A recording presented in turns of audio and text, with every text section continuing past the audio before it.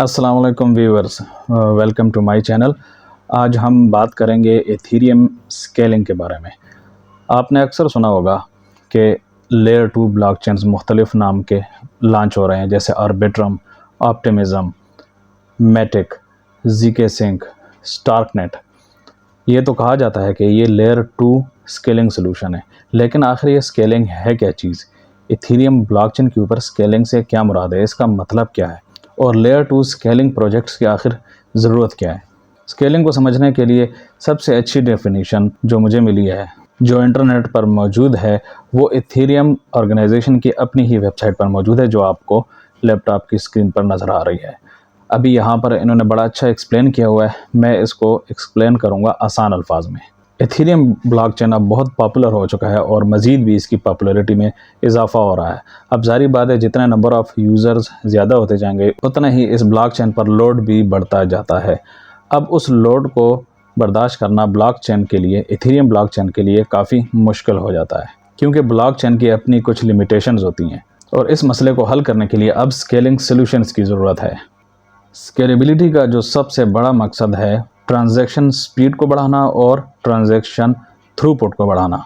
Transaction speed का मतलब है कि आपने अपने वॉलेट से किसी को फंड्स सेंड करने हैं, तो जब आप सेंड के बटन पर क्लिक करेंगे तो अगले बंदे को, जो रिसीवर है, उसको एथीरियम कितने टाइम में मिलते हैं। फ़र्ज़ करें 10 सेकंड में मिलते हैं, या 15 सेकंड में, या 20 सेकंड में, या जितना भी टाइम लगा, इसको कहते हैं ट्रांजैक्शन स्पीड। और ट्रांजैक्शन थ्रूपुट का मतलब है 1 सेकंड में कितनी ट्रांजैक्शंस एथीरियम के ब्लॉकचेन के ऊपर परफॉर्म हो सकती हैं। एथीरियम ब्लॉकचेन बहुत पॉपुलर हो रहा है, मज़ीद इसके ऊपर नए प्रोजेक्ट्स आ रहे हैं, नए यूज़र्स आ रहे हैं, तो उसकी वजह से ट्रांजैक्शन की स्पीड में भी कमी आ रही है, और ट्रांजैक्शन की कॉस्ट यानी गैस प्राइस, उसमें भी इजाफा हो रहा है, और हमको ट्रांजैक्शंस अब बहुत महंगी पड़ रही हैं। जिस तरह के ये etherscan.io की वेबसाइट है, आप इस पर देख सकते हैं कि अभी यहाँ पर जो मौजूदा ट्रांजैक्शन स्पीड है वो है 97 गुई, यानी ये तकरीबन, अगर हम इसका मैं अंदाज़ा लगाऊं, तो ये $25 to $30 एक ट्रांजैक्शन की फ़ीस बन रही है। अब ये बहुत हाई फ़ीस है। और अगर हम ट्रांजैक्शन थ्रूपुट की बात करें, तो यहाँ पर लिखा हुआ है 13.6 ट्रांजैक्शन पर सेकंड, यानी इस वक्त एथीरियम पर जो ट्रांजैक्शंस हो रही हैं वो है 13.6 ट्रांजैक्शंस पर सेकंड। अब आप देख सकते हैं कि ट्रांजैक्शन की फ़ीस, यानी गैस फ़ीस या गैस प्राइस भी इसको कहते हैं, वो आप देख सकते हैं कि ये कितनी ज़्यादा हो गई है। यानी एक ट्रांजैक्शन करने के लिए हमें $25 to $30 पे करने पड़ रहे हैं। और जो ट्रांजैक्शन थ्रूपुट है, जो कि 13.6 ट्रांजैक्शंस पर सेकंड है, ये भी जब नेटवर्क पर लोड बहुत ज़्यादा हो जाता है, तो फिर ये काफ़ी नहीं है हमारे तमाम ट्रांजैक्शंस को परफॉर्म करने के लिए। अब इन तमाम मसाइल का हल जो निकाला है वो है स्केलिंग सॉल्यूशंस, एथीरियम ऑर्गेनाइजेशन ने।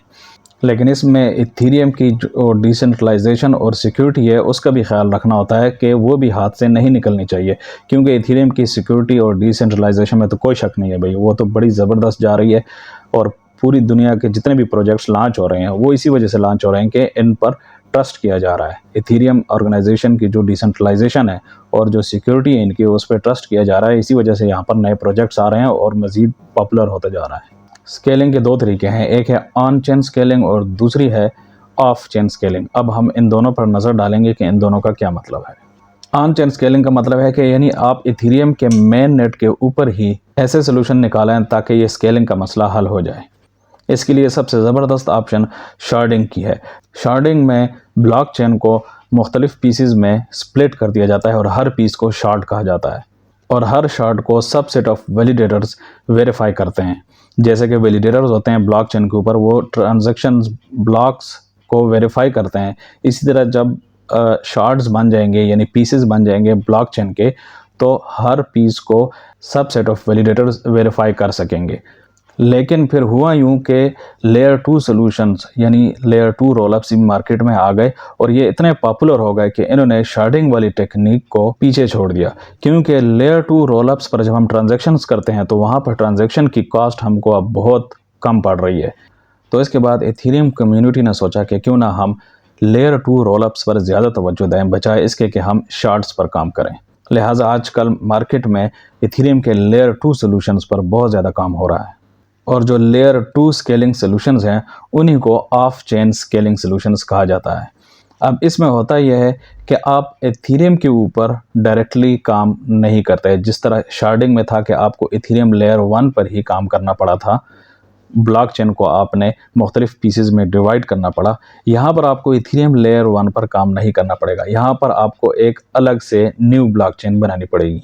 अब यहाँ पर होता क्या है कि ट्रांजैक्शन जो न्यू ब्लॉकचेन बनेगी उस पर होंगी, लेकिन सिक्योरिटी और डिसेंट्रलाइजेशन एथीरियम लेयर 1 ब्लॉकचेन की ही यूज़ होगी। जैसे कि आपने कुछ मशहूर लेयर 2 सॉल्यूशंस सुने होंगे, जैसे कि optimistic rollups, zero knowledge rollups या स्टेट चैनल्स। अब लेयर 2 पर ट्रांजैक्शंस होती कैसी हैं? जब आप ट्रांजैक्शंस करेंगे लेयर 2 पर, तो वो ट्रांजैक्शंस लेयर 2 ब्लॉकचेन पर ही होंगी, जैसे कि ऑप्टिमिज्म ब्लॉकचेन है या आर्बिट्रम ब्लॉकचेन है या मेटिक ब्लॉकचेन है।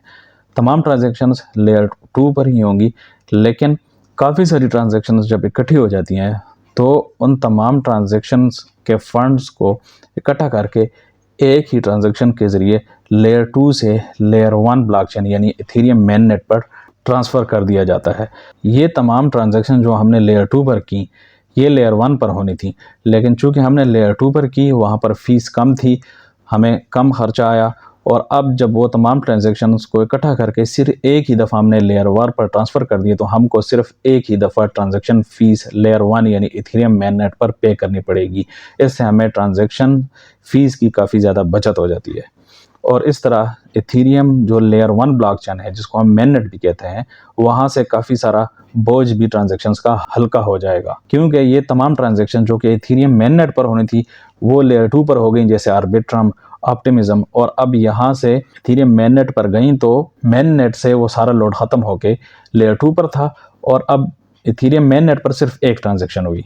अब ये जो मैंने आपको डिटेल्स में समझाया कि ट्रांजैक्शंस कैसे होती हैं, उनके एग्जांपल मैं आपको बताऊंगा RBScan वेबसाइट पर। आर्बिट्रम जो कि एक लेयर 2 ब्लॉकचेन है, यहाँ पर आप देख सकते हैं कि ये तमाम ट्रांजैक्शंस हैं, और यहाँ पर आप देख सकते हैं ये लेयर 2 ट्रांजैक्शन हैश है, यानी आर्बिट्रम के नेटवर्क पर जो ट्रांजैक्शंस हो रही हैं, जो कि ऑफ चेन ट्रांजैक्शंस हैं, वो यहाँ पर हो रही हैं, और फिर यही ट्रांजैक्शंस एथीरियम मेन नेट पर ट्रांसफ़र हो रही हैं। और यहाँ पर आप देख सकते हैं, यहाँ पर लिखा हुआ है L1 ट्रांजैक्शन हैश, यहाँ पर लिखा है L2 ट्रांजैक्शन हैश यानी आर्बिट्रम पर, और यहाँ पर L1 ट्रांजैक्शन हैश यानी ये वाली ट्रांजैक्शंस, ये जितनी भी हैं, ये तमाम इन सब को इकट्ठा करके जब उनका एक बैच बना के लेयर 1 पर ट्रांजैक्शन की जाएगी तो वो उसका हैश यहाँ पर लिखा हुआ है। यानी जो आर्बिट्रम या किसी भी लेयर 2 ब्लॉकचेन पर जो भी ट्रांजैक्शन होगी, वो आखिर में फाइनली लेयर 1 यानी एथीरियम मेन नेट पर ही उस ट्रांजैक्शन ने जाना है। यानी डिसेंट्रलाइजेशन और सिक्योरिटी एथीरियम के ही यूज़ होगी। ये एक बड़ी ज़बरदस्त चीज़ है भाई, यहाँ पर बिल्कुल भी एथीरियम मेन नेट की सिक्योरिटी और डिसेंट्रलाइजेशन को कंप्रोमाइज़ नहीं किया जा रहा। अब अगर यहाँ पर देखें तो बड़ा ज़बरदस्त इन्होंने एक्सप्लेन किया हुआ है वाई इज़ लेयर 2 नीडेड, और यहाँ पर बिल्कुल सारे वही पॉइंट्स लिखे हुए हैं जो अभी मैंने आपको एक्सप्लेन करके दिए हैं। यानी इंक्रीज ट्रांजैक्शंस पर second greatly improves user experience, यानी आपकी ट्रांजैक्शंस की थ्रूपुट है वो बढ़ जाएगी। दूसरा पॉइंट, यानी काफ़ी सारी ट्रांजैक्शन जो लेयर 2 ब्लॉकचेन पर परफॉर्म होंगी, उनको एक ही ट्रांजैक्शन में बैच करके लेयर 1 पर ट्रांजैक्ट कर दिया जाएगा, तो उससे आपकी ट्रांजैक्शन फ़ीस की भी बचत होगी। तीसरा पॉइंट, यानी हम कोई भी अपडेट अगर करेंगे लेयर 2 पर, तो हमें एथीरियम मेन नेट को बिल्कुल भी नहीं छेड़ना पड़ेगा। उसका फ़ायदा ये होगा कि एथीरियम मेन नेट की जो सिक्योरिटी है और जो डिसेंट्रलाइजेशन है उसमें कोई फ़र्क नहीं आएगा।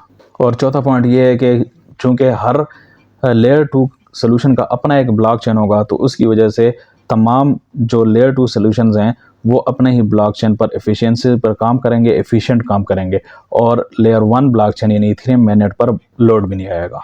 मेरे ख्याल है मैंने काफ़ी अच्छा आपको समझा दिया कि एथीरियम स्केलिंग का क्या मतलब है और इसका क्या सलूशन है। लेकिन फिर भी अगर आपके जहन में कोई सवाल हो तो इस वीडियो के नीचे आप कमेंट कर सकते हैं, मैं उसका जवाब दूंगा। आज की वीडियो में इतना ही, मिलते हैं नेक्स्ट वीडियो में।